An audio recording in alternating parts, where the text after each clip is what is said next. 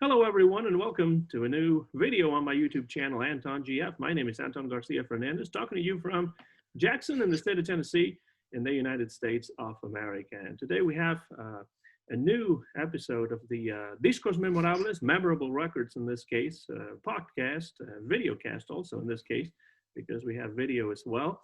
And it's a podcast videocast that I've been wanting to do for a while, because right there on the other side of the line, the other side of the screen too, is my friend Bobby Nixon. And Bobby is a professor at Columbus State in Columbus, Georgia. And that's where he is right now. Welcome to the show, Bobby. Thank you very much for being here. And I know you are a huge fan of Bob Dylan. Not only that, but one of the people that I know, besides my own father, that knows the most and has seen Bob Dylan live the most. So welcome to the show. Thank you. I appreciate the opportunity to be able to speak about the new album and all things Dylan.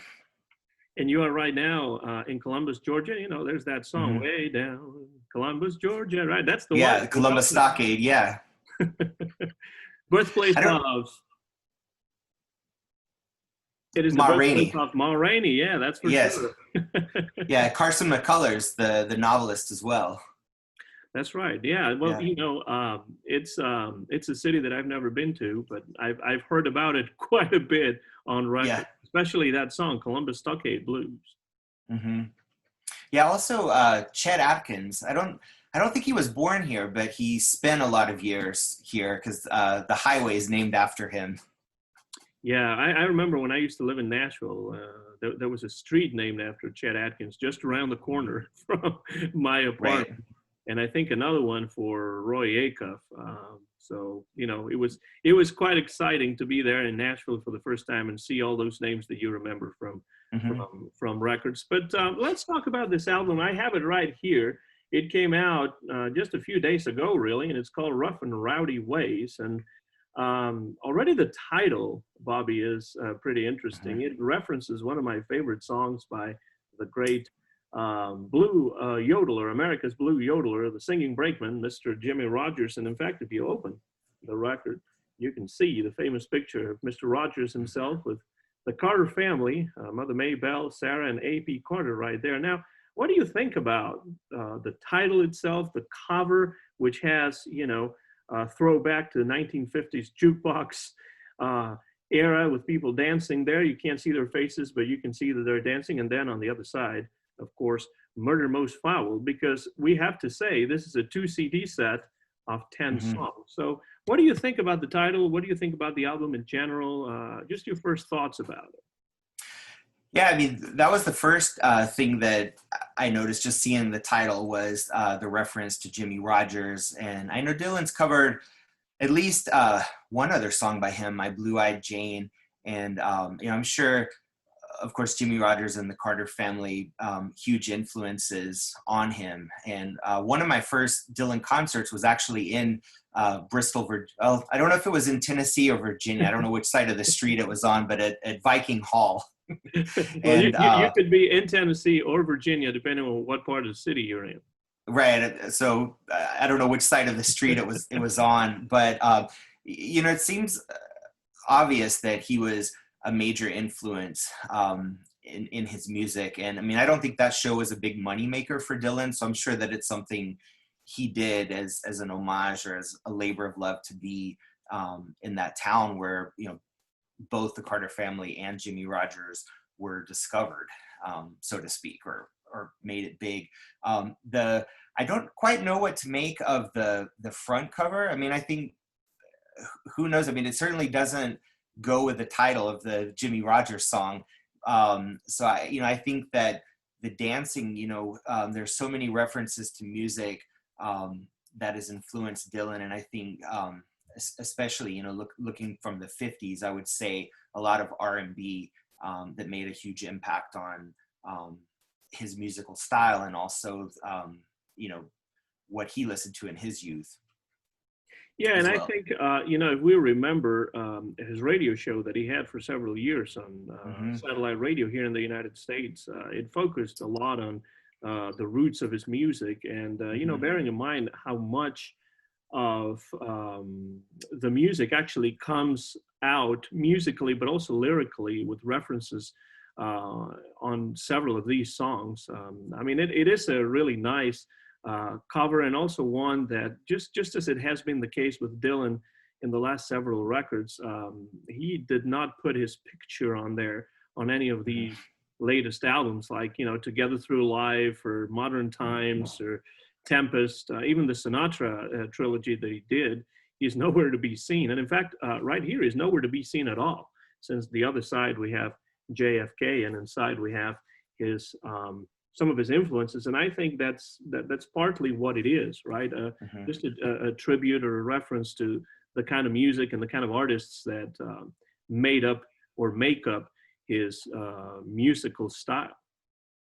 Right, and I think, you know, that's one of the themes of this album as well. And you know, he stated as well in the past that you know, he's of course heralded as this brilliant poet and songwriter, but whenever he's been confronted with that, he always says, no, I just absorb everything that I've heard over my life, and so the songs that I write are really just a pastiche of everything that I've heard, and I'm putting it together again. And I think, well, we'll get to this, of course, but the song My Own Version of You, which has the Frankenstein theme, Yeah, that was the first thing that came to mind of taking the cadavers and, you know, building this new creature that's going to save him, which, you know, according to him, that's what he's always done in his songwriting, you know, is just absorbing everything he can. And, you know, you pointed out with his radio show, you see just how wide ranging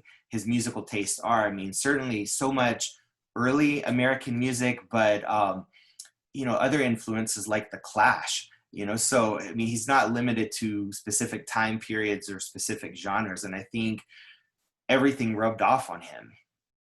I was just watching an old appearance of his on the old Ed Sullivan, not Ed Sullivan show, but the Steve Allen show. And that's one of the things that he was talking about, the fact that he mostly stole his songs, in the sense, Right. not really stealing, maybe not even consciously in some cases, but just the idea of how much a part of a tradition he actually is. How he inscribes his music within a long-standing tradition that goes back to the 19th century and sometimes even before. And you know, to me that is very interesting, because I feel like, in not so much on Tempest, but particularly on this new album, Rough and Rowdy Ways, he really is looking back at a whole tradition of music that he is a part of, and that really has made up the kind of music that he plays and the kind of music that he likes. And also, you know, he takes, as in My Own Version of You, different parts from different musicians, from different styles, from different eras even, to create his own unique sound. And I think this album in many ways is unique, but also in many ways it harks back to earlier records. And I think you and I, you know, before we began recording today, we've talked a little bit about this, Bobby, the fact that you know, if I'm not mistaken, and I agree with this, this record reminds you quite a bit of earlier albums like Love and Theft and Yeah. Versa. Yeah, and even Time Out of Mind, which all in that same time period. And I certainly noted that when I heard some of these songs for the first time, that they harken back to the feel of many of those albums, which I feel like those three albums that you mentioned were incredibly inspired. You know, the quality of the songwriting, but also just his energy that he put into those albums. And actually, albums, you know, Oh Mercy, for example, came at a time when maybe some of his fans were not expecting that he would have that kind of energy. And definitely today, at 79, after accomplishing pretty much everything there is to accomplish, including a very surprising, and it made some people very unhappy, definitely not me, the fact that he got the Nobel Prize. You know, Dylan has pretty much accomplished everything there is to accomplish and then some, and he's still in 2020. Nobody knew about this, but he has had the time to get some musicians together in the studio and record an album that's just as good as this one is. I mean, because if you look at the reviews that most critics have given this album, they have been really glowing reviews, and none of them go lower than 4 stars on a 5-star scale. So Yes. is it really that good an album in your view? I know what I think, and my answer to that question would be yes, but what do you think? Is it that Dylan has gotten to a point where his muse is still there and he's still creating wonderful music? Or is it that we just like him so much, we like his music so much that we just don't think he can do any wrong? Well, it's interesting. I've purposely avoided reading the reviews, though I've seen them, the number of stars, and I could tell that they were all very positive, which, confirmed my first impression.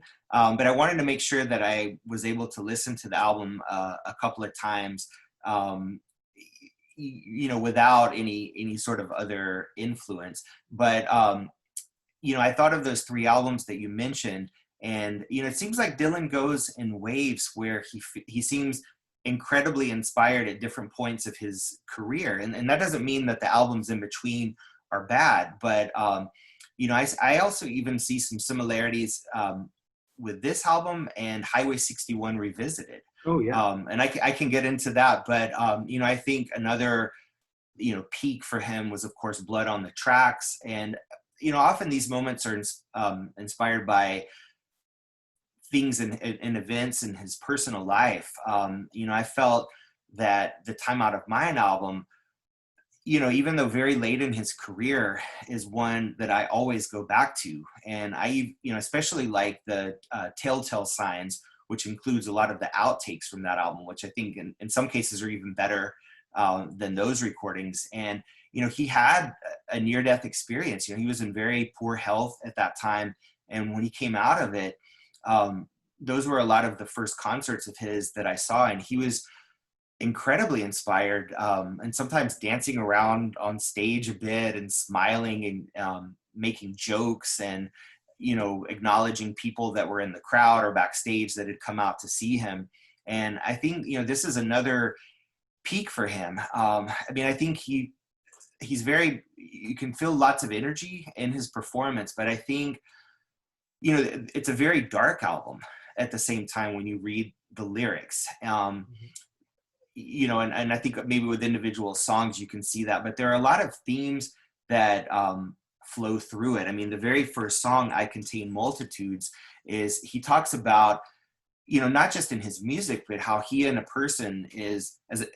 person is a walking contradiction. And, he's often criticized for that, where he's taken stances on civil rights in his life, but then, had other contradictory views. And I think he's not only acknowledging that, but celebrating it. And, of course, there was the Born Again period of the early 80s, but he's also, declaring himself as, someone who will slit your throat, on many of the songs on this album. And, that seems to be the theme, because it's something that comes up in numerous of songs on this album, is that contradictory and paradoxical nature.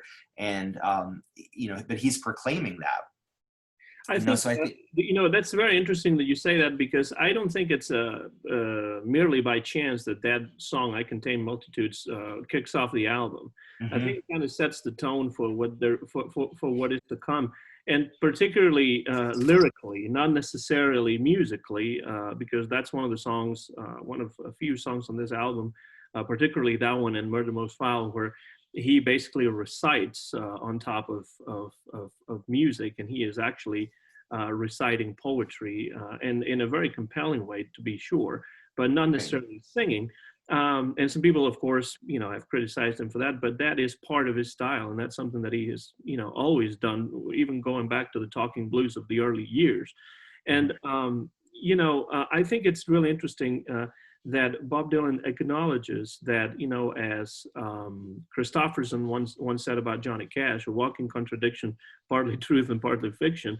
And Bob Dylan has been just that, a walking contradiction, because that's what the human condition is in many ways, but also because he has found that he actually wanted to be that. He has, created a persona for himself that has sort of kept him away from the scrutiny of, the press and all the, people around him that might be out to take advantage of him. And he has been able to keep his private life really private in a way that, most famous people that are famous to the extent that Bob Dylan is, have never been able to do.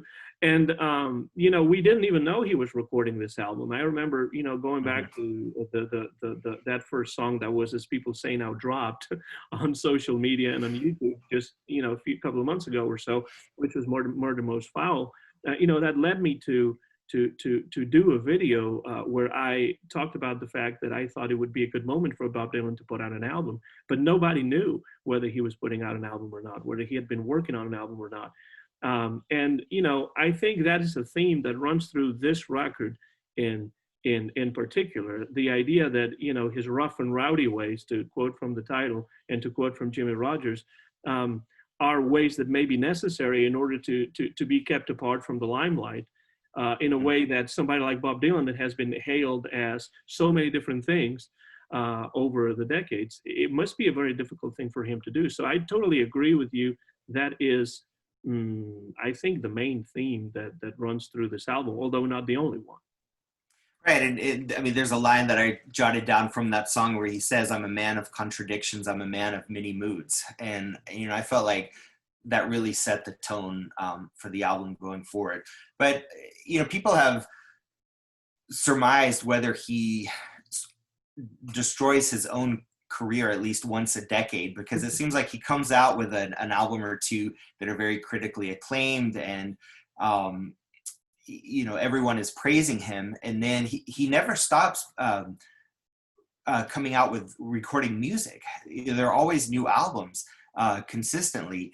But it seems like he either does something that he really wants to do, or he chooses to stay out of the limelight. And of course, after his motorcycle accident and the massive success of Blonde on Blonde and Highway 61, there were even conspiracies that it wasn't the same person, that there was a fake Bob Dylan, and you had albums Paul like... is dead, and Bob Dylan is dead, and everyone is dead, right? Exactly. But albums like Self-Portrait or New Morning were heavily criticized. And I think now people see just how strong those albums were, especially with so many covers and of many of the songs from those albums.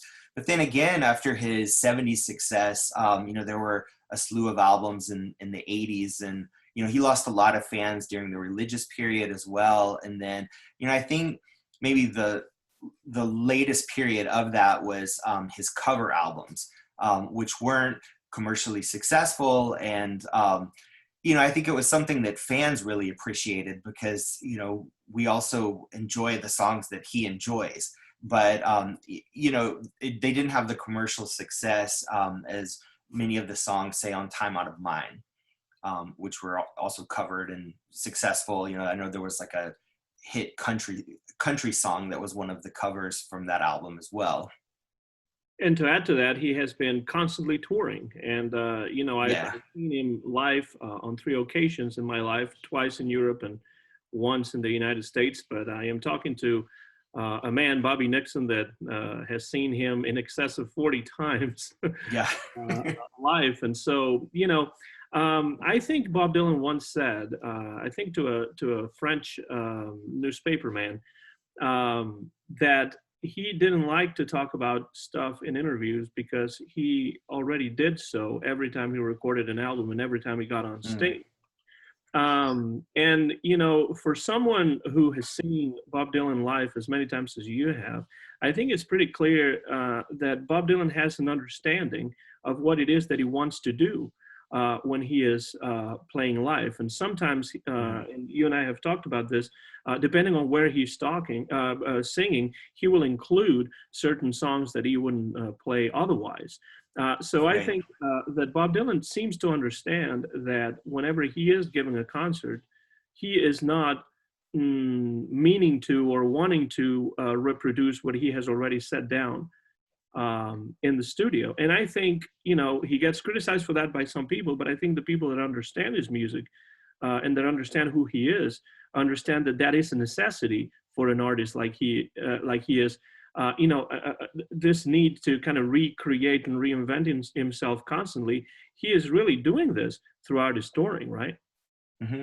Yeah, no, I think so many of the live performances, especially the Rolling Thunder Review, some of the tours in the early '80s, where he would so often change the lyrics to his songs as well. You know, he would add verses to "Tangled Up in Blue," and so many of the songs from the Rolling Thunder Review, he would change the lyrics to. So it was this ongoing creative process. But of course, every tour, he never played earlier songs the same way. And so, if you hear "It Ain't Me, Babe," it's never going to be the same song. It depends on who the band is, and what decade he's in as well. I mean, I feel very fortunate because I feel like when all the times that I saw Dylan were in a period of 10 years. And the very first time was in 1995 in San Francisco at the Warfield, where he also, I guess that opened the religious period where he had a series of shows there as well. And it was, for the most part, the same band. I remember, I think Tony Gagne was the bassist. I can't remember their names. Charlie Sexton? Sexton, that's right. Charlie Sexton on guitar and Tony Garnier on bass, yes.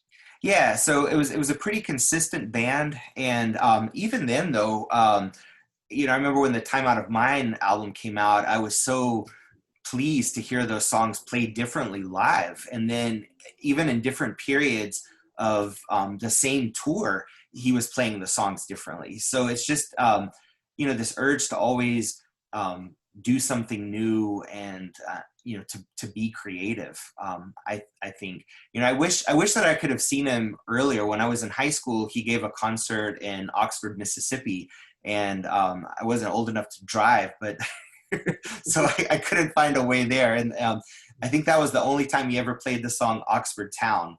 And I think there were only maybe 200 people there or so. So that was, that's one of those regrets, but I was too young to really be able to do anything about it.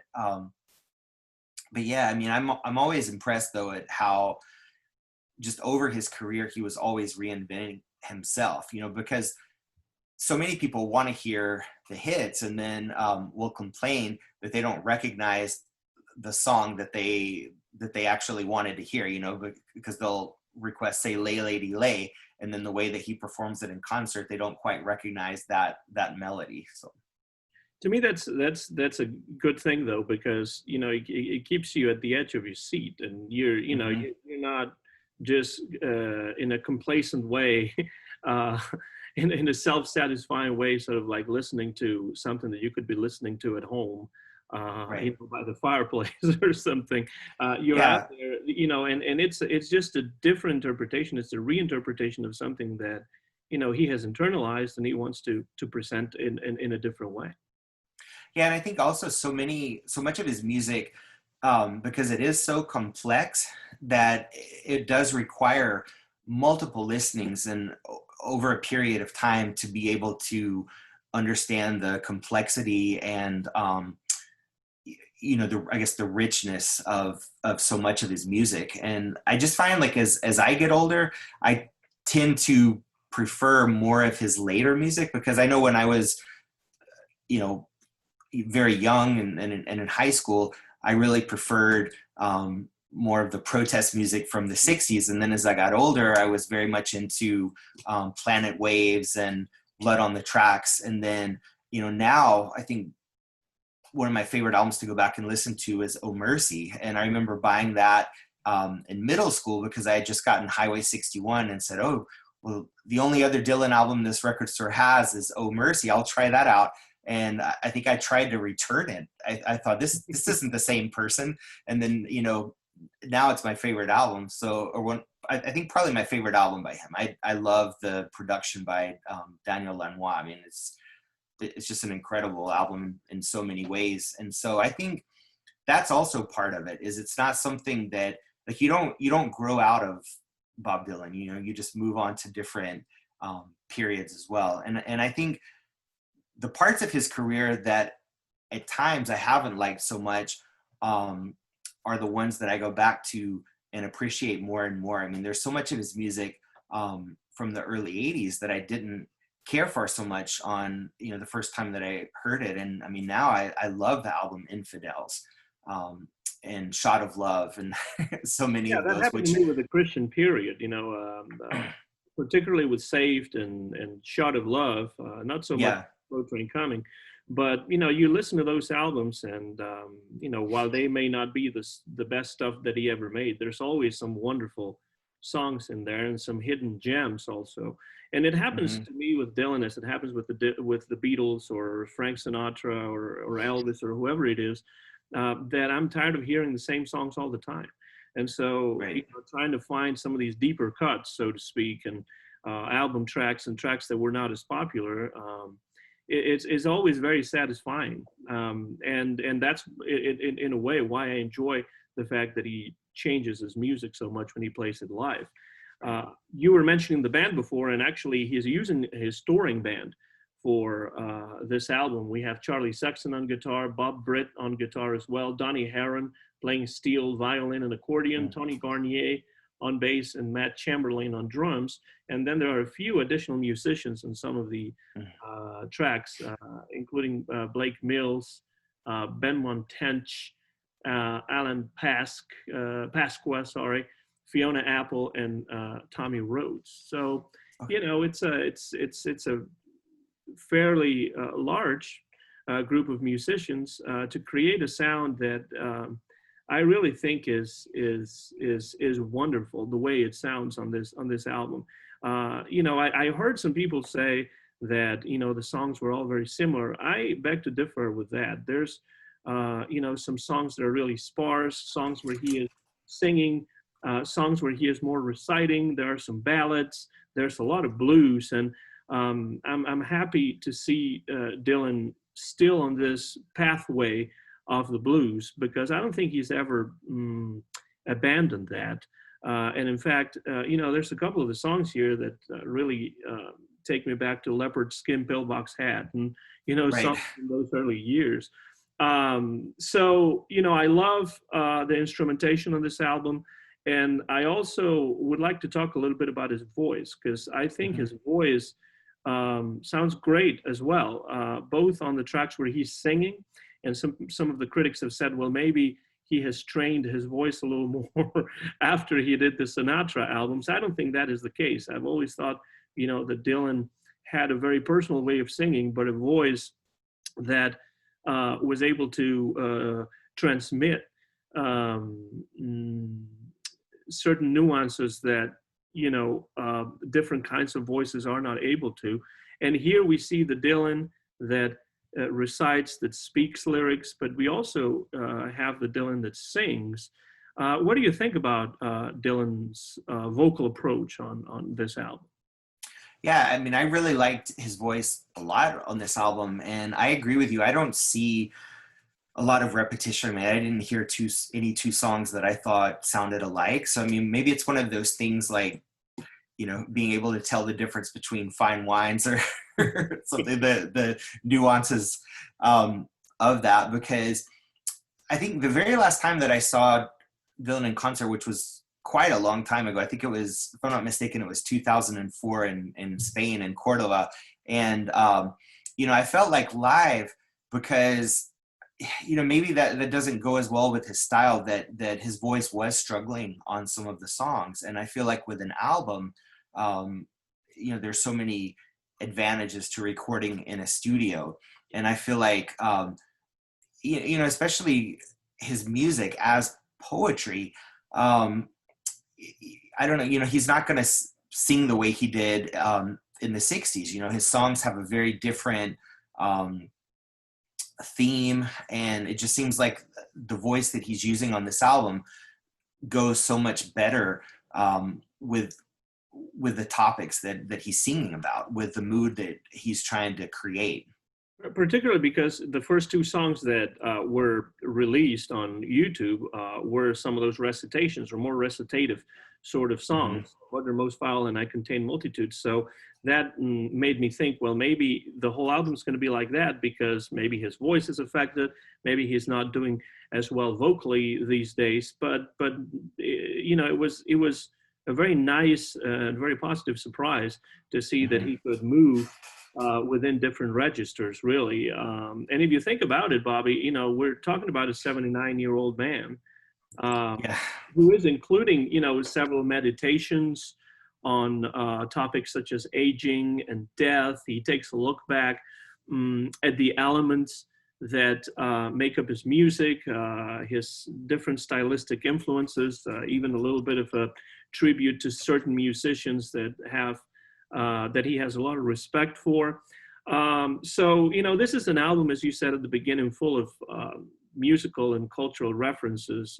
There's probably not a single song among the 10 that doesn't have at least 5, 10, 20, some of them even more cultural references like that. So I think it would be really interesting to go, you know, song by song and kind of give an overview of what we think, you know, quickly, Hmm. briefly about each one of these songs. It's difficult to do it briefly because they're also so dense and so deep in some cases, and they have so many different layers that it's difficult to be concise. But you know, we're going to do our best, and of course, due to Right. you know, copyright issues, we won't be able to play the songs. But I'm sure you all have the music with you out there if you're watching and listening, and maybe you can listen to the album as you know, you hear what we have to say, or maybe after you hear what we have to say, or just don't hear what we have to say and just play the album.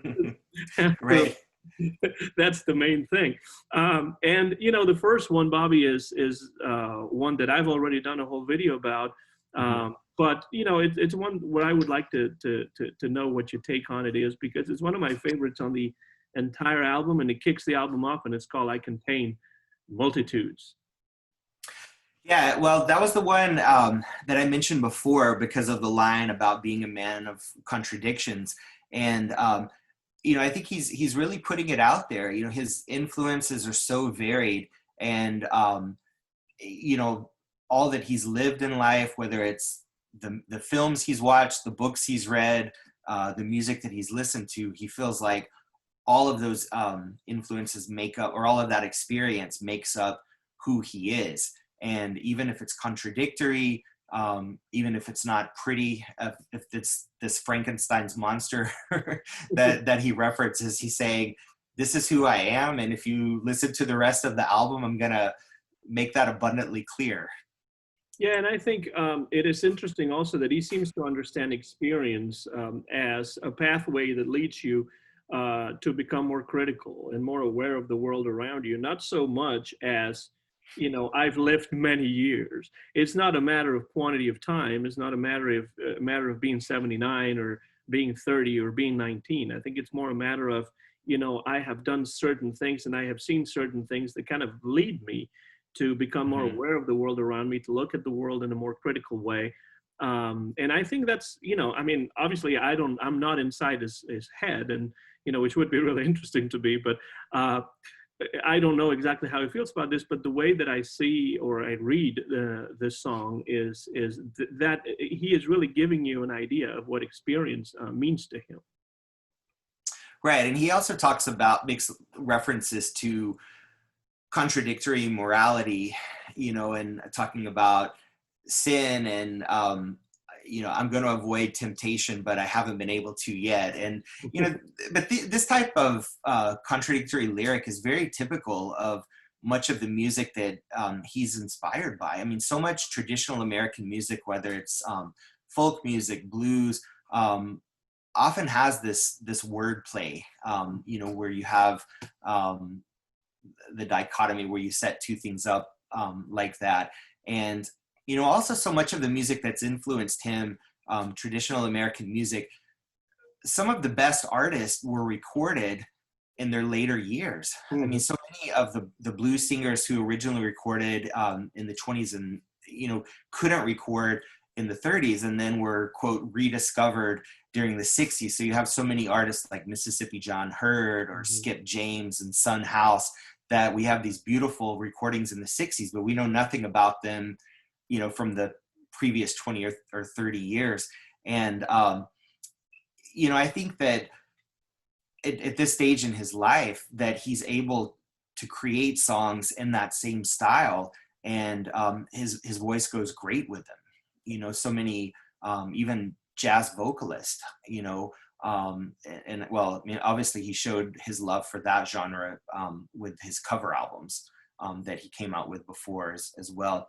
But you know, I think he's also owning the fact. I mean, it's not just in these songs that there are so many references to music, and this isn't something new for him. I mean, when I think of even Highway 61 Revisited, was it Tombstone Blues? He talks about Ma Rainey and Beethoven, and of course Desolation Row, Ezra Pound, and T.S. Eliot. So he's always dropping names of poets, just random historical figures, music that's influenced him.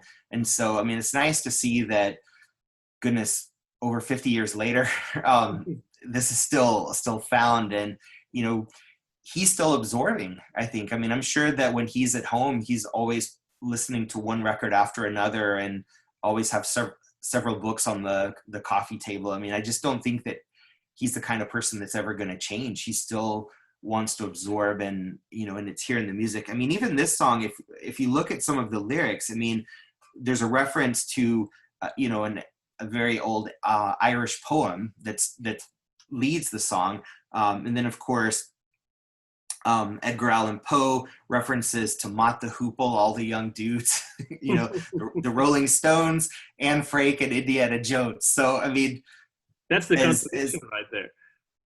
Yeah, I mean, as varied as can possibly be. And I mean, that's, you know, basically showing us that that's the thesis of his song, that he contains multitudes, and he's, you know, laying it out there for us. Yeah, and it's definitely not gratuitous. It's not just name dropping for name dropping. It's you know, references that really mean something to him, or maybe a lot, Sure. you know, enough to put them in there. Now, the next song called False Prophet, this is a song that some critics have seen as a direct reference to the current state of affairs politically in our country here in the United States. I see the song again as another commentary on the idea of experience. You know, how, you know, part of the idea of experience is not believing everything that we hear, whether we agree with it or not, whether it's very believable or not. Always kind of try to go beyond and kind of, you know, not take every fact that you see or everything that you hear at face value.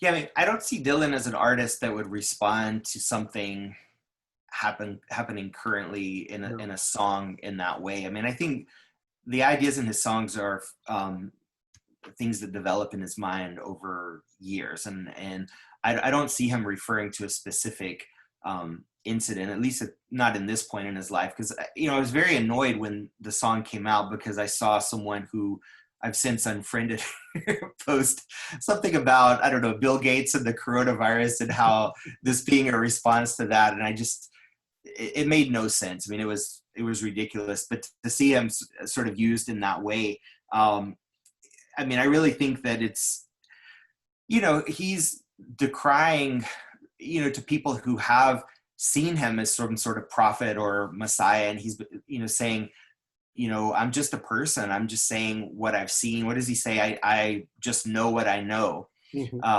is true. And I think that's, you know, he's kind of presenting himself as, I don't know, holding up a mirror of all that he's absorbed and seen, but that the ideas, the words, the poetry, they don't come from him. I mean, he doesn't claim to be a prophet or, you know, some sort of Messiah sent from God. He's just, you know, someone who's experienced the world and has a story to tell. And this has been repeatedly so throughout his life too, Bobby, because, you know, he's always tried to be hailed as, you know, the next this, the next that, you know, the prophet for civil rights, the Sure. for civil rights in the 60s, and then something else later on. And he always tried to kind of shy away from that, stay away from that. And that's part of what we were talking about before, creating a persona for himself. And, you know, I think that's basically what he's talking about here. You know, don't try to find any responses to anything in my songs, because what I will give you are not responses, but new questions, so that you can think about things in a different way, or, you know, under a different lens. It is a mistake, I think, to try to find responses in Dylan's music, because you're just not going to find them. He just keeps creating more and more questions, just like blowing in the wind. You know, blowing in the wind is set up in that way. It looks like he's going to give you an answer. He doesn't give you an answer. He says the answer is blowing in the wind, but which one is the answer? Well, I'm not going to tell you. And I don't think he's, you know, willing to decide either. You know, I think he's always going back and forth, you know, with his ideas. I mean, this song also, you know, the topic of death is very present in the song, despite, you know, being sort of an upbeat blues number, you know, and you don't expect the lyrics to go in that direction. But, you know, towards the end of the song where he says, "Can't remember when I was born and I forgot when I died," you know, and I think, I don't think he's talking about his physical self, but more the image of himself, because, you know, I think he's tried to do away with the whole Bob Dylan persona and just, you know, be who he wants to be. You know, I don't think at this point he's certainly not doing it for the fame. You know, my dad and I always talk about that. Why is he touring so constantly? He doesn't need the money. He doesn't need the fame. He doesn't need the exposure. But he just loves doing it. That's the only answer he can give to that. But even if you asked him, I'm sure he wouldn't tell you. He would just let you decide. What do you think? You know, that would be the kind of that you would get from him. I mean, I think that's, you know, part of who he is. I mean, I think on his tours, I mean, I think he really likes to, you know, travel to different parts of the world and different parts of the country. And of course, so many of the places, like I mentioned Bristol, being shows that were not going to make him a lot of money, because, you know, I saw him once, I think it was in '96 in Tupelo, Mississippi. Why would he play Tupelo, Mississippi? I mean, I think, you know, Elvis was a huge influence on him. And I think, I don't know, you know, if this is true, but I've read that was sort of the start of his religious period, because when Elvis died, it greatly affected him, and he started to reflect a lot on his youth and that time. But he actually played Tupelo twice, and when I saw him there were fewer than 200 people in the audience, and he was having a great time. And I think, you know, he has always played those kinds of shows because he wanted to. And I think, you know, the musicians, film stars, everyone that have influenced and affected him, that's more important to him than anything else. You know, because he could always play a run of 12 sold out shows at Madison Square Gardens and make a ton of money. And he does that from time to time, but not, you know, constantly. As he could. I mean, or he could just stay and play Vegas nonstop, which is something he's never done. Well, by the same token, the first time I saw him was in the early 2000s in Santiago de Compostela in the northwest of Spain. You know, there's bigger cities, more important cities in Spain. Why would he be playing there? Well, that's where I first saw him. So, you know, that kind of speaks to what you're talking about. The next song is that Frankenstein one that you mentioned before. My Own Version of You. Sounds like, you know, weird lyrics in some way, but also in a way sarcastic lyrics, humorous lyrics in some cases as well. And I do see that inspiration in Mary Shelley's Frankenstein, that, you know, it's very clear, but he's also pointing towards that in an earlier song. Right. And in this case, I mean, I think, you know, that's his songwriting, you know, kind of the key to his art is, you know, taking the bits and pieces of the things that have stuck with him, and creating something new. I mean, I don't know if it's, you know, if it's also a joke, you know, creating a better person, because he also talks about creating a monster that's going to save him. You know, so I think, you know, there are a lot of games with this idea. And of course, you know, also more references to his immortality, or to his mortality, right? Of course, the winner of my discontent. But some of the other, there are lots of religious references in his songs. In the previous one, the false prophet, of course, he talks about the city of God, likely St. Augustine reference. But here, there are also lots of other religious references, John the Apostle, St. Peter, St. Jerome, but then in the same line he mentions Leon Russell and Liberace. So you never quite know where he's at, but he also makes a reference to Julius Caesar, which is interesting because then there's the later song about crossing the Rubicon.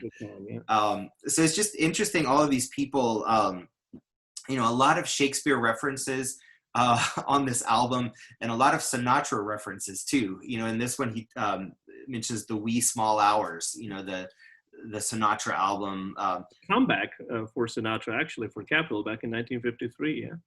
Yeah. I think you had posted something about that album recently.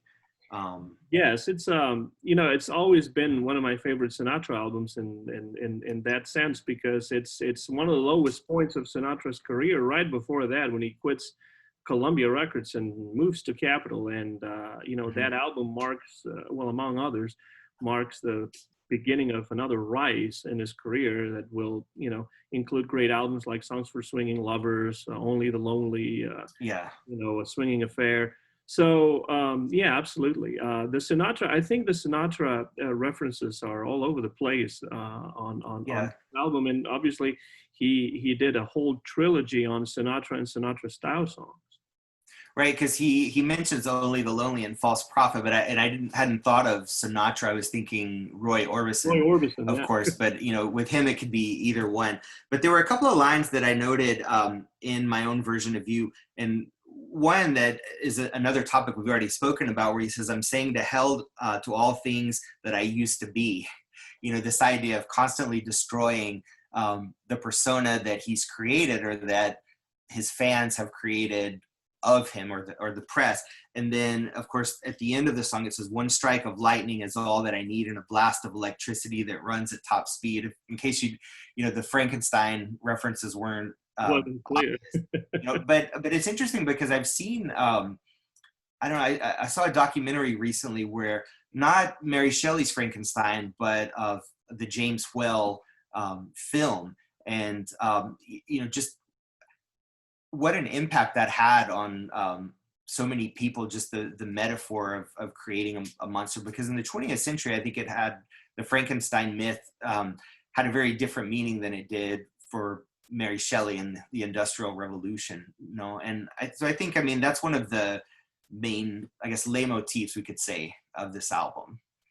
Yeah, and we've talked about many already, and he keeps, and it's an album in which he is able to maintain certain moods, since he's a man of many moods, as he said before, just to shatter them in the next song, because the next song, for example, after this one, is just a lovely ballad that is just as sweet and smooth and perfect as it can be. And if it weren't because it's one of his own songs, and not a song from the Great American Songbook, it could have fit just perfectly among all of those Sinatra-like numbers. I'm talking about, and I love the title, "I've Made Up My Mind to Give Myself to You." That one, it's one of the highlights of this album for sure, and one that he did not drop before the beginning of before the release of the album.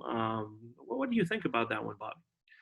Well, I was curious how you interpreted that as well. When I was listening to it at first, I thought, okay, this is a love song. But then when I got to the end, I feel like the theme of death and mortality is so strong in the album that I felt like the religious aspect of the song was undeniable, especially at the very end. The melody, especially with the background harmonies and the hum, it reminded me of the song "Standing in the Doorway" from Time Out of Mind. And just some of the lines that are deep, that reminded me of that song as well, where he starts off, "I don't think I can bear to live my life alone, my eye is like a shooting star," also from "Oh Mercy," that song. And the reference is to being lost, looking up in the sky at the stars, I started to think of, the contemplation of mysticism and Fray Luis's Noche Serena, and Yeah, absolutely. his spirituality. And then, I don't know, the reference to the wings of a snow-white dove, the country Furlan Husky song. And, a couple of things as well. He said, I'd preach the gospel of love, but, which of course he tried in the early 80s, but I think he's saying, that he's a very flawed individual, and that's just not something that he can do. There are a lot of references to Ricky Nelson songs as well, Hello, Mary Lou, and then here, Traveling Man. And there's the main line that I noticed, he says, I'm not what I was, things aren't what they were.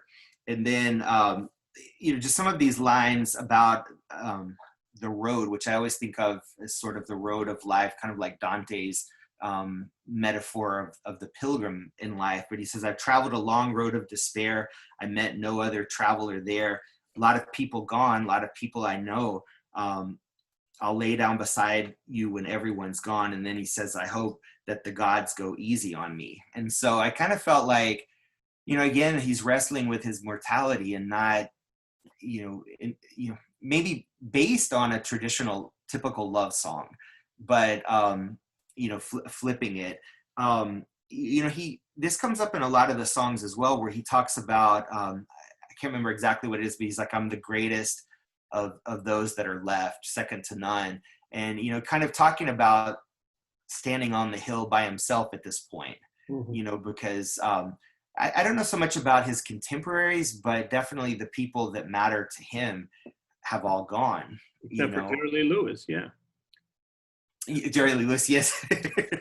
Exactly. I mean, well, I would consider him even, earlier than Dylan, definitely. But, so many of the people that he's referencing in these songs, I mean, just 2 songs later, of course, Goodbye, Jimmy Reed, he's thinking about, all that's gone. There was another line where he's like, you're walking down the same road, but it's not the same as it was. And that's actually the next song, The Black Rider. Yeah, and in fact, I think what you mentioned about this song, I've made up my mind before we move on to Black Rider, is I think there's so much in this song of the ambivalence of gospel music, in the sense that, many gospel songs where they say Lord, if they said baby, they would be basically, love blues songs, for Sure. example. Same thing with, the mystic poetry of, Golden Age Spain, where, they talk about the experience of knowing God in a very, sensual sort of, sexual sort of way. And so, when he says, made up my mind to give myself to you, that could be interpreted as a love song, typical love song. And at the same time, also in a more transcendental sort of metaphysical sort of way, because of the fact that he knows he's getting towards the end of his life. And hopefully, this end will take a long time to arrive. But obviously that's, part of the meditation that he is doing here, that he's including in this album, has so much to do with that. And I think this song is a perfect example of that ambivalence, and how you can look at a song from a religious point of view, but also from the point of view of more of non-sacred sort of love. Right, and that's a topic you see in a lot of blues and folk music that comes up a lot, where, I mean, there are a million takes on it, but it's to the effect of I'm an angel on Sunday morning, or a saint on Sunday morning, and a devil on Saturday night. I think I was just listening to an Ernest Stubbs song that was something like that, I can't remember the title now, but that idea is definitely there in a lot of music, especially honky-tonk music. Right, and I feel like those were probably topics or expressions that people said in the South, but it's just, you hear them in folk songs, but, then of course later in blues and country music alike, so many of the same stock phrases float around between the different styles. Now the next song is the one you just mentioned just a few minutes ago. It's called Black Rider, R-I-D-E-R in this case. We're not talking about riding songs, but rider as riding a horse or a motorcycle. And this song to me is really a very very powerfully emotional song, with really sparse arrangement. The voice is front and center. I love the fact that you can hear his voice so well and on this song. And then there's just acoustic guitar basically. And this song to me, Bobby, and there's a couple of these on this album, it has sort of like an ancient sounding quality to Right. almost like a timeless, as if you were going for a sound that transcends the passage of time, or that could be heard across the centuries. Beautiful song, Black Rider. Hmm. No, and I mean, I think I probably spent too much time with Spanish poetry, but when I heard this, it made me think of two things. One, as if he's recreating a Western, and he's being followed, and someone's on his trail, and he's not going to make it to the next town. I mean, you also have a lot of Western folk songs, Streets of Laredo, that have these same topics. But it reminded me a lot of the poems from Garcia Lorca's Romancero Gitano, or Cesar Vallejo's Los Heraldos Negros. And The Jinete, yeah, and because often the symbol is the black horse, or the rider, is either an erotic symbol or a symbol of death to come. But also even the opening where he repeats Black Rider, is like so many traditional songs like Rio Verde, or Ave Namar, from the Romancero. And so I don't know, I had that sense, but I was thinking a lot of Spanish poetry. But I'd mentioned the line that's at the very beginning where it says, the road that you're on, same road that just not the same as it was a minute ago. And if you remember in the Lorca poem, he says something to the effect of, even though I know this road very well, I'll never make it to Cordoba. Yeah, that's right. In fact, Paco Ibáñez, the Valencian, the Spanish singer from Valencia, has a really beautiful version of that poem set to music. So yeah, you I think you're absolutely right about that, and it's something that I hadn't really realized as I was listening to this song, but the connection definitely is there. I'm not saying Bob Dylan is aware of Paco Ibáñez or anything like that, but right. But for sure, those topics, those themes, and those images, are in some way they must be universal. Right, and I mean, of course, Leonard Cohen was a huge fan of Lorca, and Dylan's very aware of Leonard Cohen. So who knows? I mean, I think Dylan would be happy to absorb anything. In anything, but no, I just thought, just the mood that is created and evoked from this song is very, very strong. And of course, Dylan is a huge Western fan. One of the songs from the Rolling Thunder Review, he says, I'd like to dedicate this to Sam Peckinpah. And then of course, he was in Pat Garrett and Billy the Kid, and and I think this seemed more like a spaghetti Western, with Lee Van Cleef following close behind. Absolutely. I mean, it's really a very interesting song from a lyrical perspective, but also from a musical perspective. And those influences that he gets from other styles and other musicians come to the fore on the next song, which you already referenced before, called Goodbye, Jimmy Reed. And to me, Jimmy Reed has always been one of my favorite blues artists. He was gone way too soon, but he had the time to record some wonderful music that was powerfully influential, to pretty much everyone that came after him. And I think Bob Dylan, who in many ways was a contemporary, also could feel that influence. And this song is again really powerful. We're going back to the blues. It reminds me. This is the one that reminds me so much of that Leopard Skin Pillbox Hat song from his earlier years. It's a strong song. Again, one of my favorites, and a tribute to the great Jimmy Reed. Yeah, I think this, the song Leopard Skin Pillbox Hat, I commented on this, that there's a Lightning Hopkins song, Automobile Blues. Yeah. And then when I was listening to that, I thought, well, that's just in the evening when the sun goes down. I mean, um, different lyrics, same. But of course, Dylan, he has a lot of references to the blues here. I mean, he mentions Robert Johnson and the Crossroads, but another great song is the High Water for Charlie Patton, Mhm. off of Love and Theft. So, of course, Jimmy Reed, certainly not from that time period, but still a Mississippi Delta blues musician, and someone who, I think maybe because of the time that he was a performer in the later 50s and 60s, might have been classified as R&B, because he had electricity.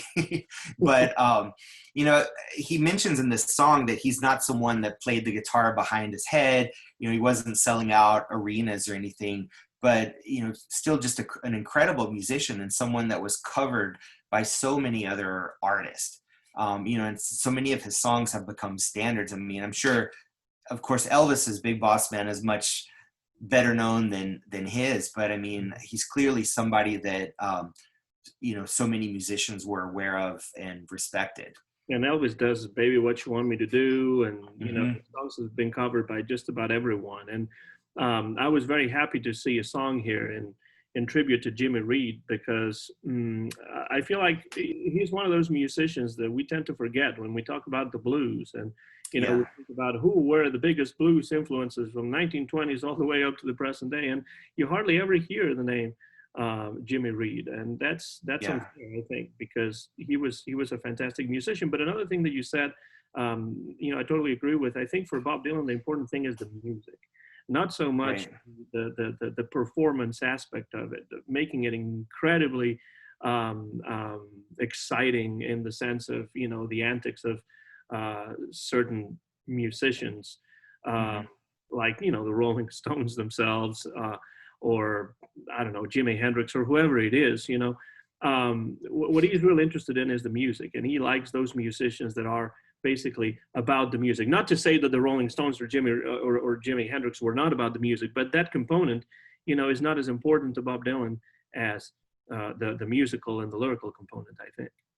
Right. And the song's interesting. I mean, it's a rock and blues. I think it might be the only one on this album where Dylan plays the harmonica, which was always nice to hear. But there's so many references to the Protestant church in the South, and he talks about the women wearing powder and paint, and kind of the performance. Give me that old time religion. That's what I need. Go tell it on the mountain. Tell it in that straightforward puritanical tone. Thump it on the Bible. Proclaim a creed.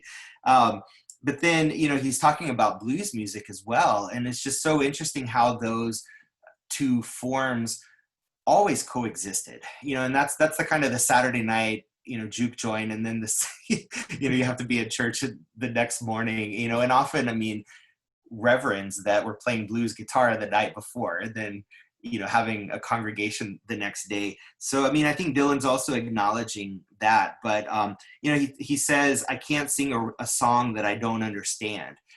Just how Jimmy Reed is someone who is so straightforward, and I think Dylan, he's talking about himself and in a big way as well, and just sort of things that he values and what's had an influence on him. Yeah, I don't know. He there's some. I guess the last line, yes, is what brings you here. I'm just looking for the man. Need to see where he's lying in this lost land. And so there are all these very cryptic lines at the end of all of his songs, as if he's already passed on. Like the one I mentioned before about I can't remember when I died. Mhm. So that was another one. So I don't know if he's imagining a meeting in heaven between the two of them being able to have a conversation, or. But it does put the emphasis again on this idea of mortality and how it is inevitable and it's going to come someday, and it's something to be aware of, and something that he seems to be meditating on a lot these days, and obviously and understandably a lot more than earlier on. Although that's a theme that kind of runs through a lot of his songs from years ago, and not just now. But now it seems to Right. become really really high, obviously among his interests. And this idea of going back to a sound that is almost timeless, that has this ancient quality, sort of comes back in the next song called Mother of Muses, Hmm. which maybe years from today, maybe, in the 40, 50 years when somebody reevaluates Bob Dylan's music, this might become one of those hidden gems within this album. I think it's an outstanding song, but it's not one of those that you're going to hear touted as one of the best in the album by the critics. It's my opinion from just having heard the album several times. I mean, I don't know Right. what I will think in 10, 20 years time when I come back to the album, but it really is an outstanding song. What did you think about this one in particular? I really want to ask you about this one because Mother of Muses, that title itself already gives you a lot to think about. Right. Because I'd seen someone comment that, maybe it's like the opening of the Odyssey, but I mean, I think it's a very typical opening to classic literature, Mhm. inspire me, muse to create this work of art. But the melody, to me, it sounded like a lullaby. And I almost felt like the opening line, Mother of Muses, sing for me. I actually thought of Rock of Ages, Cleft for me, Mhm. just in, being structured after that. Again, I mean, he talks about the Muses, but there are some really interesting references, to, he mentions all of these military generals, and then he says that they paved the way for Elvis and MLK, which I'm still wrestling with what he's trying to say there. But just so many interesting lines. Like I've grown so tired of chasing lies. I've already outlived my life by far. Mhm. Again, of sort of being past this point, and when he talks about his death again, as something that's already happened. I think he's probably talking about his persona, and that at this point he's living for himself and not for anyone else. Um, Yeah, I think. I mean, I think could there's be this wrong. idea, I think there's this idea, honestly, that, again, going back to the idea of experience, the experience is not necessarily counted in years, but Hmm. in certain experiences, again, that he has gone throughout his life, and also the fact that, he has lived, and I think he says this something like this in another song. He has lived many more lives than just one. In the sense that he has reinvented his life, he has recreated his life so many times. He has invented different personas for himself so many times that he feels like he has, lived past the amount of years that he thought he would. Yeah, because in so many different ways he says, basically the idea of, you think you know me, but I'm not that person anymore, and I actually never was. Yeah. To begin with. But it seems like, whether it's in the 70s, on the Rolling Thunder, where he paints his face up and takes on different personas, or the early 60s, because a lot of people didn't take him seriously in Greenwich Village, because they said, oh, he's just a Woody Guthrie imitator. Mhm. And even though there were so many other artists that had influenced him, and I think any performer does that. You always take on a persona. You never put yourself out there on stage. You're always creating. It's always performance art. Essentially, and I think he's sort of hinting at that. He's like, there's another person behind this mask that you see on stage. Even as a teacher, or a professor, you have to put on a mask, Yeah. whenever you're in front of your students. And, I think in a wider sense, that's what everyone does, just meeting the world every morning, and meeting everybody else out there to you don't present yourself to the world and exactly in the way that you would present yourself to your family and to the people who are, closest to you, whoever they are in Dylan's case. And so I think there is a commentary about that on some of the songs. Um, Yeah. so I definitely agree with your view on that. Yeah, no, it's funny, because I've read some, tabloid things about what Dylan's like as a actual person. But when I was younger, I lived in Los Angeles, and someone had told me that when they were a teenager, they were friends with one of his sons. I can't remember which one, and they said that they expected him to be this mysterious figure that would just wander around the house. This was, I guess, in Malibu, reciting poetry or something. And they said that, he was sitting in a recliner watching TV sitcoms the whole time, that he was over there hanging out with his son. So, I mean, I'm sure that, he would be incredibly normal, if you had a chance to hang out with him, which I wish I could. I would love to be able to do that. But yeah, my father always says he doesn't think he wants to hang out with Dylan because, he has this image of Dylan that might be shattered if he got to meet him in person. But right. I wouldn't mind spending an afternoon with him, and especially if, I could chat about music with him, not necessarily his own music. Right. I can't imagine he would want to discuss that, but, all the influences that make up his music.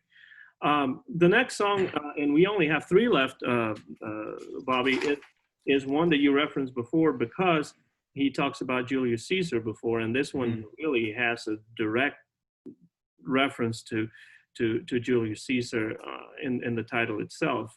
It's another blues inflected track.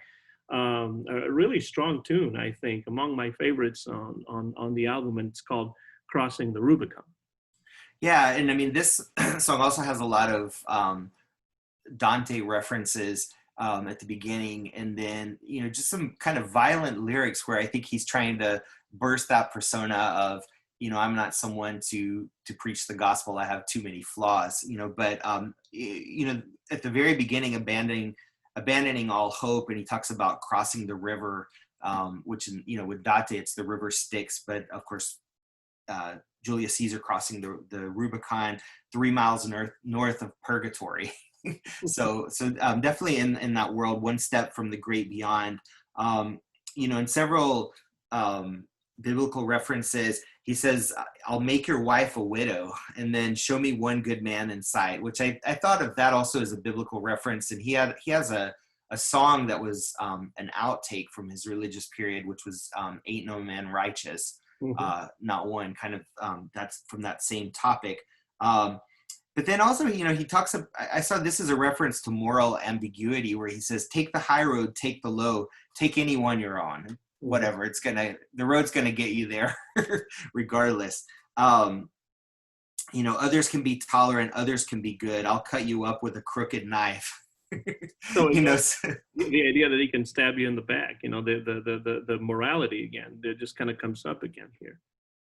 Right. And then I don't know, there's he talks about Mona, which I don't know who that would refer to. There was some speculation, but there are other songs where he mentions a Mona. I mean, he talks about Mona Lisa had the highway blues, but there's also the line, Mona tried to tell me stay away from the train line, from there's a Bo Diddley song called Mona. I can't imagine that's the one, but Yeah, and he also has the song To Ramona. Mm-hmm. So who knows? I mean, but it just says, Mona baby, you're still in my mind. The killing frost is on the ground. The autumn leaves are gone. There are a couple of each of those songs has a Johnny Mercer reference, because the song before that he talks about traveling light, and then this one, Autumn Leaves. Who knows about that? I mean, I know also Frank Sinatra, Nat King Cole did a lot of Johnny Mercer compositions. And Traveling Light is to me is always associated with Billie Holiday, who did a great version of it. Yeah. Mm-hmm. So yeah, I mean, I don't know. It's interesting though, the identification with Julius Caesar, but especially, this song is, I think, the most. It's recited almost like poetry. It's very slow and it's almost spoken word. But it's just interesting, the names that he drops and his references, because aside from poets and film stars, musicians, he has these military leaders as well. So it's part of that multifaceted perspective. Throw you off, there's no way to look at these songs again. It's just part of what he does, not giving you an answer, but putting things out there so that you interpret it yourself, which we are really happy to do. And listen to his songs over and over again, trying to figure out what the songs mean to us, and not necessarily what Bob Dylan, means or is trying to tell you, because right. that's what in many ways we do when we listen to his music. There's 9 new songs on this album on the first CD, and the last one is one that really puzzles me completely, because I don't know what relationship there is between Bob Dylan and Key West in Florida, or Cayo Hueso, as they would say in Spanish, uh, Yeah. which really means Key Bone, not Key West, right? But in any case, you know, it sounds to me like this song, which is subtitled in parentheses, of course, "Philosopher Pirate." If ever there was an oxymoron, there's one right there, right? Right. Philosopher Pirate, or maybe not, you know. But in any case, this is a really, you know, another really quiet reflection on the past, another quiet reflection on art as well, on how the past influences the present, and another, you know, contemplative sort of song in some parts as well. What do you think about this very clearly geographically located song, which is Key West, philosopher, poet, oh, pirate? Well, yeah, I mean, when I saw the title of the song before I heard it or read the lyrics, I thought maybe it was a homage to Jimmy Buffett or Well, I was you know. hoping it wouldn't be that, but Right. No, I'm glad that it wasn't. It did. You know, I just listened to the song once before, you know, without reading the lyrics, just to hear it, and it's a very beautiful song. Again, it's also a slow spoken song. You know, you have more background harmonies on this, and you know, it treats Key West as this, if it's some sort of Shangri-La, or this almost like this afterlife. I mean, so the way that he speaks about Key West is this utopian place. He says, you know, Key West is the place to go. It is the gateway key to innocence and purity. And it, you know, that's just not a place that I would associate with Bob Dylan. no, absolutely not. That's why it throws me off. You know, if you were talking about, you know, somewhere in Minnesota or New York City, or, you know, even places in Europe that we know he enjoys, but Key West is, you know, completely out of character for him, I think.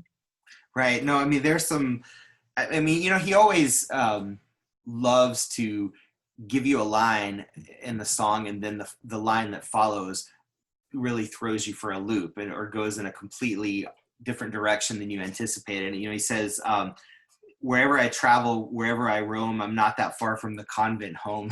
It's kind of like a changeup in baseball. You know, it's not the throw, not the pitch that you're expecting.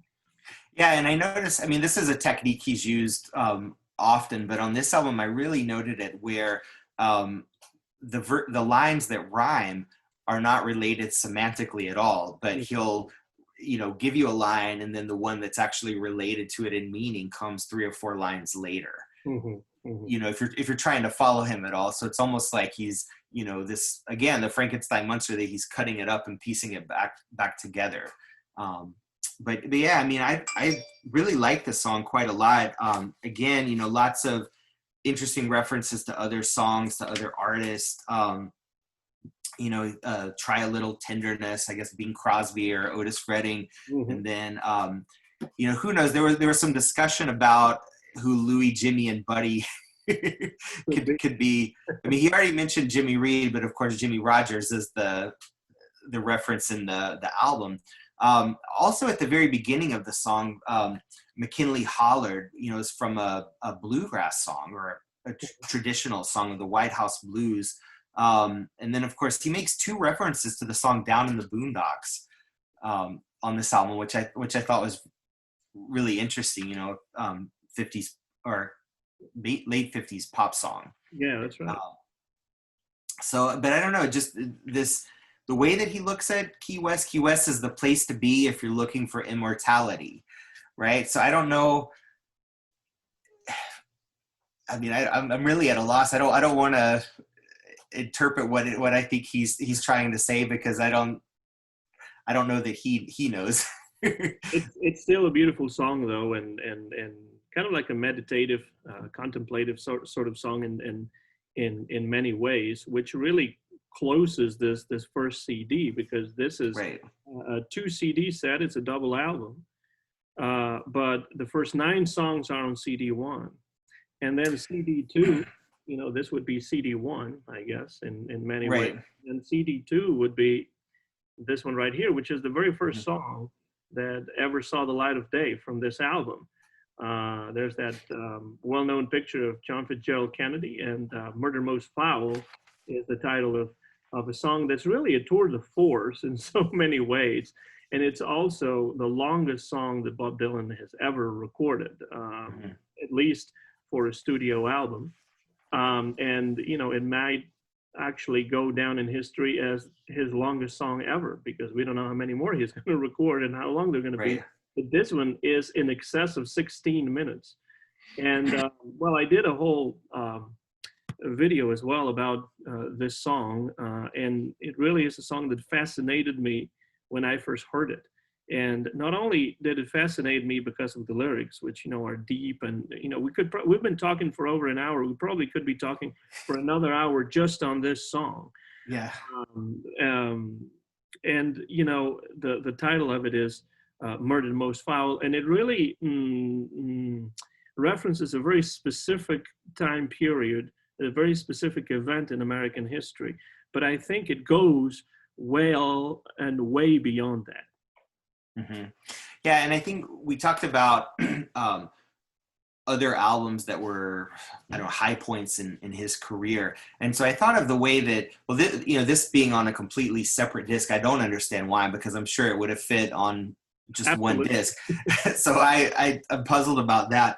But having the final song being a long song that's almost spoken word poetry, I thought of two other examples of that. Of course, on Blonde, he has Sad Lady of the Lowlands, Mm-hmm. and then of course Desolation Row at the end of Highway 61, and then Highlands at the end of Time Out of Mind, which is also more or less spoken, and that song's just a little shorter than this one. So those are definitely his two longest compositions. Mm-hmm. Obviously with the video, the lyric video that he came out, and with the image of JFK, there's no secret what the song is dealing with. Of course, this is another one of the songs where there are a million references to everything under the sun, mostly from that same time period, Mm-hmm. of course. But the way that the imagery that he creates in the song about his murder, it's very graphic. He talks about Jacqueline Kennedy trying to put the pieces back together, after he's been shot. And there are all these references. What is it, where the first lady of Texas said, you can't say Dallas doesn't love you. And all of these references to that day, the video that was shot, but then also where he says, we've already got someone here to take your place. And I think I forget the line exactly, but it's like LBJ was sworn in. Here it is at 2:38, Air Force One coming in through the gate. And I don't know. I don't like to put together too many pieces, because I think Dylan likes to leave a lot of ambiguity. But it's interesting because he, I guess, admitted in an interview several years back that in the 60s he actually supported Goldwater instead of LBJ, and a lot of people really disliked LBJ, with the Vietnam War. But it's also ironic. Including Phil Oakes that we were talking about just a couple of days ago.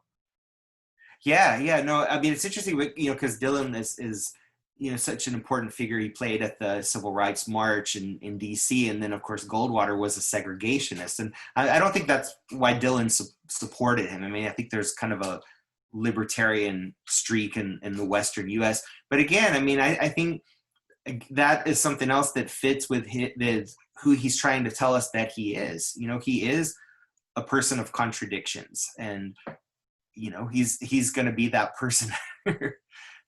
Yeah, and it also goes back to that moment in history when this killing happened, 1963, actually, Mm-hmm. on what would later be my birthday. Right. November 1963. And I think Bob Dylan, in retrospect, and not just Bob Dylan, but more people, historians and sociologists, see maybe the beginning of the end, or the decline, at least, if not the end, of the United States of America as a political force, or an empire, so to speak, within the Western world. It could be traced back to, by some people at least, to that moment. And Bob Dylan is acutely aware of that. He has talked about that in interviews, in fact. And so, I think that he's choosing that moment because of a significance that goes way beyond the actual killing itself. Right, and sort of maybe the loss of innocence that had existed previous to that, because he mentions other incidents in the 60s, and he's like, your brothers are coming, but we'll get them too, about RFK and well, Teddy many years later. But, he also says, it's Woodstock, it's the age of Aquarius, but I'm going to go to Altamont and sit near the stage. Just all these references to horrible things that happen. But, he says the age of the Antichrist has only just begun. And that is the actual sentence that I was thinking about. That's something that somebody said to him when the killing of JFK happened. The age of the Antichrist has just begun. That is a sentence that he heard from somebody. I can't remember who it was, a friend or an acquaintance said that to him at the time, and that's basically what I was trying to reference before, but I couldn't remember the actual sentence. So you brought it up now.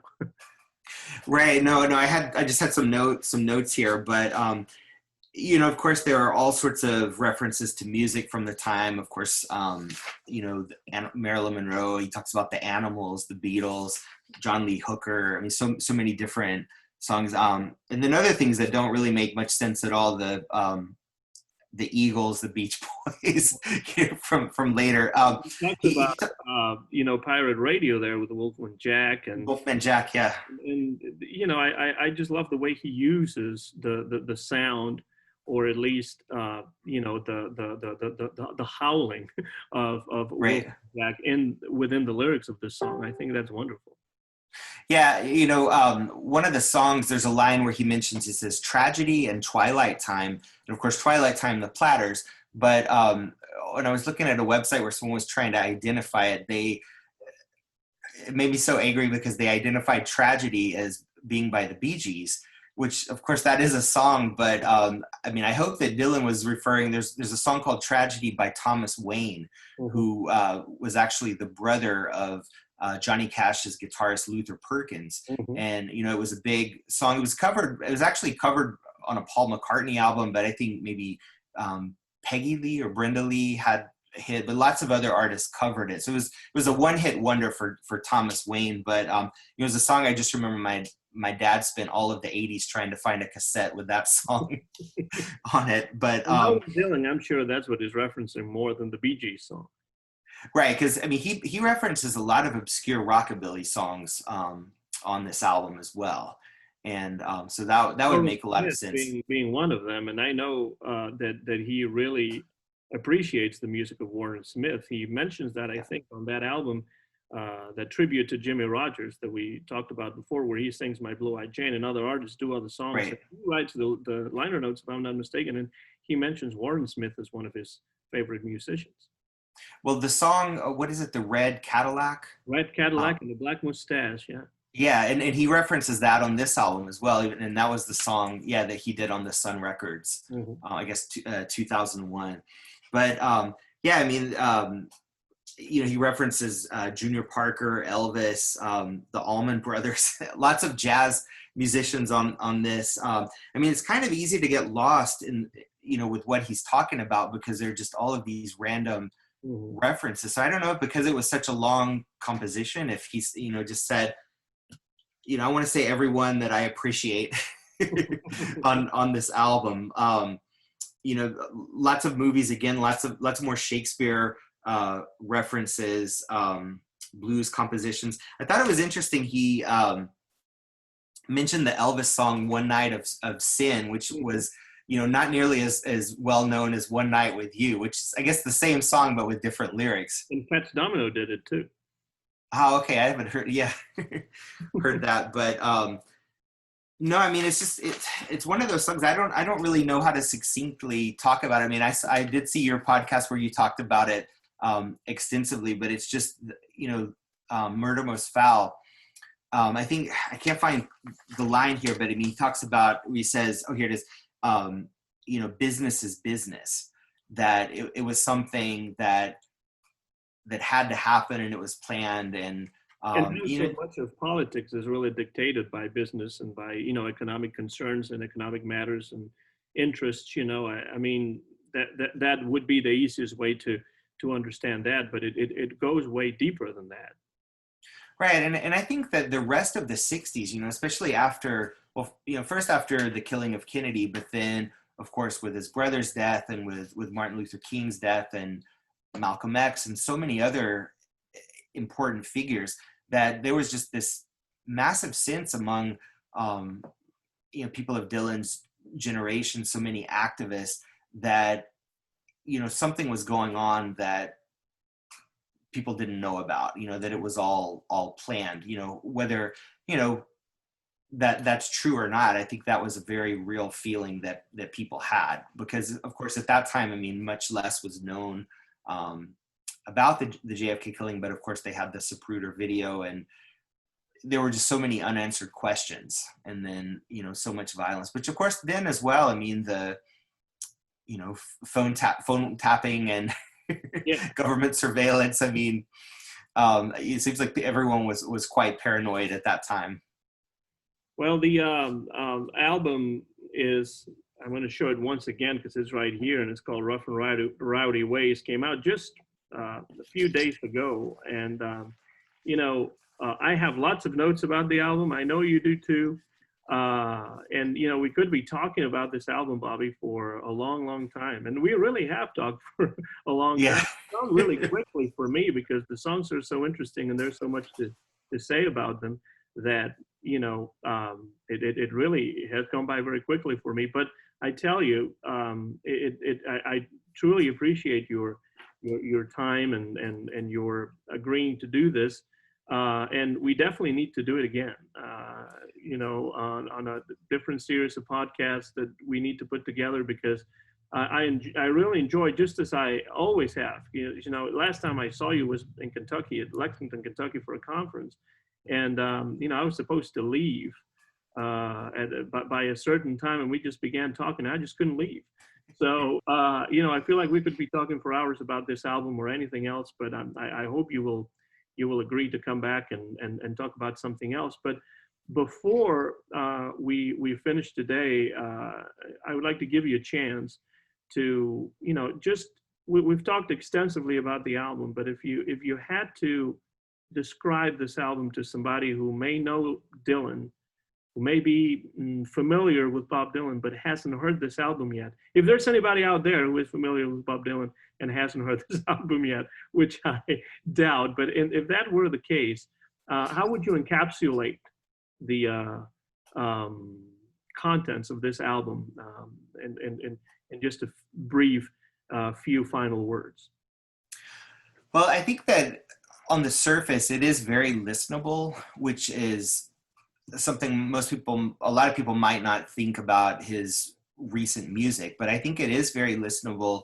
You know, you talked about the quality of his voice, the quality of the songs, but I think it's an album that bears many listenings, and you know, it is worthwhile to read the lyrics to the songs, because after all, everything that Dylan does is poetry, and you know, I think you would miss out on most of the value of the album if you didn't take into account the lyrics and really spend some time with them, you know. And I think, you know, it takes some digging around to find the references to some of the things that he talks about, but I think it's also it's real insight into who Dylan is. And I think, you know, he's also, I think, you know, it's just very powerful.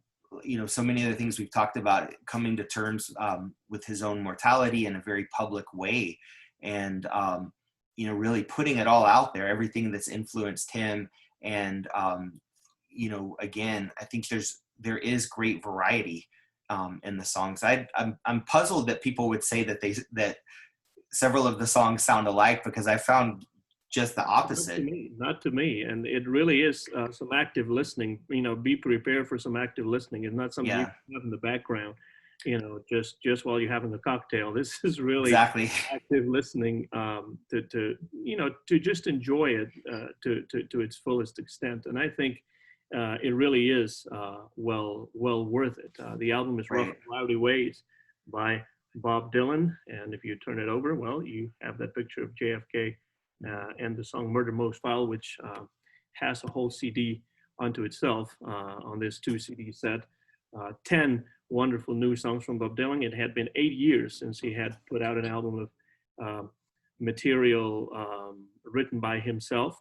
And it really is a most satisfying one this time around. Not that Tempest wasn't. Tempest is another great album as well. But this one, if I had to choose one of those, it would be Murder Most Foul. It would be Rough and Rowdy Ways, because it really is a prime example of Bob Dylan still at his best at 79 years of age.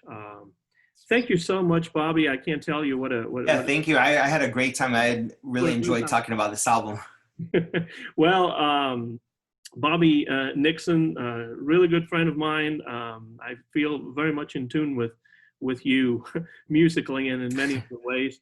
And he's a professor of Spanish at Columbus State, way down in Columbus, Georgia. Not really that far away from Jackson, Tennessee, where I am. And of course, hope to see you. I was born very near Jackson, Tennessee. That's right. Well, next time we will definitely have to talk about that, because I know exactly this part of the country really, really well, since I've been living this around here for such a long time. Bobby, thanks again, and it has been an absolute pleasure, and I hope to see you again here on the podcast Videocast before too long. Okay, well, thank you. This has been a new episode of Discos Memorables, Memorable Records, Videocast in this case, and in English, with Bobby Nixon, about this album by Bob Dylan, Rough and Rowdy Ways, which is absolutely, really recommendable. My name is Anton Garcia Fernandez. Mine is the copyright of this videocast, which you will be able to see and hear on my YouTube channel, Anton GF, very soon. It was recorded live in Jackson, in the state of Tennessee, in the United States of America, in the month of June of 2020.